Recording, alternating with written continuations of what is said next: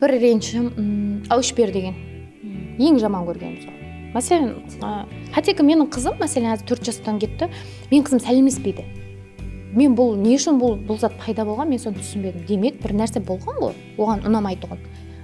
Бала психологиясын түсіну үшін баланың түріне қараудың өзі жеткілікті. Бала өтірік сөйлеп береді, балалар өтірікші дейді, негізі ондай емес. Сондай бір жерге барсаң, әуішбер, жездеңе әуішбер, ажағыңа әуішбер, тағы біреуге әуішбер деп зорлап атады балаларын. Ол дұрыс емес. Не үшін сенің балаң біреуге әуіш беру керек?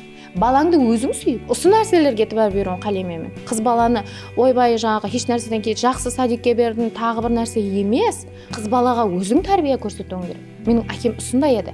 Қыз бала жаңа айтқандай, жігіт сайлағанда да соларға тәуір береді. Менің әкем менен ұялады ғой, мынау неге менен ұялмайды?